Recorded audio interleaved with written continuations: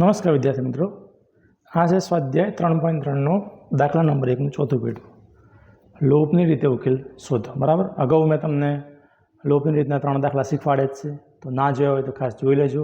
બરાબર, સ્વાધ્યાય 3.2માં પણ આદેશના રીતના દાખલા શીખવાડે છે, એ પણ ખાસ જોઈ લેજો. તો મિત્રો શરૂઆત કરીએ લોપની રીત. અને પરીક્ષા માટે મોસ્ટ ટાઈમ જો લોપ અને આદેશ આ બંને રીત દરેક એક્ઝામમાં તમારે આવશે. બરાબર, તો ખાસ તમને આવડવી જોઈએ. તો આપણને બે સમીકરણ આપ્યા, સમીકરણ 1 અને સમીકરણ 2.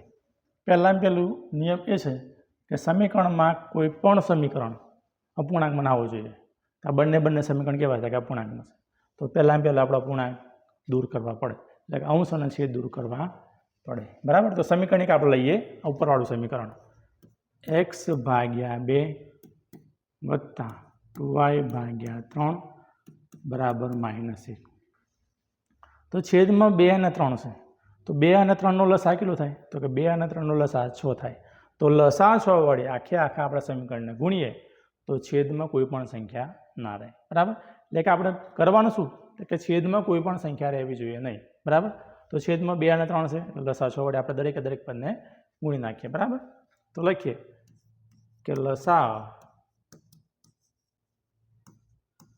6 વડે ગુણતા x/2 ગુણ્યા 6 વત્તા 2y/3 ગુણ્યા 6 બરાબર -1 ગુણ્યા 6.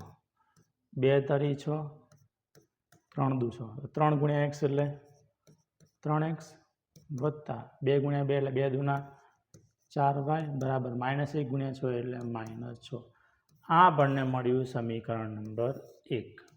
જો આ સમીકરણ 1 મળ્યું, તમે ઉપરવાળાને સમીકરણ 1 આપો, આના 2 આપો, આના સમીકરણ નંબર 3 આપો તો પણ ચાલશે. બરાબર, અને આપણે આના સમીકરણ નંબર 1 આપ્યું. ચલો, એ જ પ્રમાણે આ બીજું એક સમીકરણ છે, એને પણ આપણે છેદમાં 3 છે, છેદની સંખ્યા દૂર કરવી પડે. તો આપણે સમીકરણ લખીએ પહેલાં કે x - y/3 બરાબર 3. છેદમાં 3 છે. બરાબર, તો છેદની સંખ્યા દૂર કરવા માટે આપણે શું લેવું પડે કે લસા 3 વડે ગુણવા પડે. એટલે કે છેદમાં 3 3 આપણો લસા થઈ ગયો. તો લખીએ કે લસા કેટલા વડે? તો કે 3 વડે ગુણતા, તો 3 વડે દરેક પદને ગુણવાના.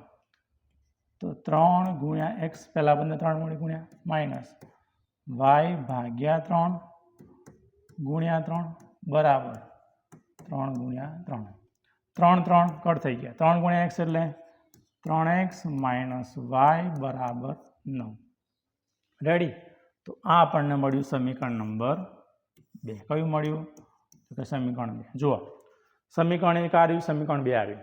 હવે તમે મને કહો કે આપણે કયું પદ ઉડાડવું છે, x વાળું પદ કે y વાળું પદ? જો x વાળું પદ ઉડાડવું હોય તો સમીકરણ 1માં પણ 3x છે અને સમીકરણ 2માં પણ 3x છે, તો ખાલી આપણે ચિહ્ન બદલવા પડે. ચિહ્ન બદલી નાખીએ, x વાળું પદનો લોપ થઈ જાય. બરાબર, અને જો y વાળા પદનો લોપ કરવો હોય તો y વાળા પદમાં સમીકરણ 1માં 4y છે અને સમીકરણ 2માં ખાલી -y છે, તો આપણે સમીકરણ 2 ને 4 વડે ગુણી નાખીએ. બરાબર, તો y વાળા પદનો પણ લોપ થઈ જાય, ચિહ્ન બદલ્યા વગર. શું કરીએ આપણે? તો કે સમીકરણ 2 ને 4 વડે ગુણીએ. બરાબર ને, એટલે આપણે ચિહ્ન બદલ્યા વગર સીધું પદ ઉડી જાય. લખીએ આપણે કે સમીકરણ 2 ને કેટલા વડે? તો કે 4 વડે ગુણતા. તો 4 વડે ગુણી નાખીએ તો 3 ચોકના 12x, ડાયરેક્ટ 4 વડે ગુણશું, ધ્યાન રાખજો, -4y બરાબર 9 ચોકના 36. તો આ આપણને મળી ગયું 4 વડે ગુણવાથી એક નવું સમીકરણ. બરાબર, હવે આપણે લખી નાખીએ સમીકરણ 1 અને 2નો લોપ કરીએ આપણે. બરાબર ને, તો સમીકરણ 1 છે 3x વત્તા 4y બરાબર -6. અને આ નવું સમીકરણ કયું મળ્યું?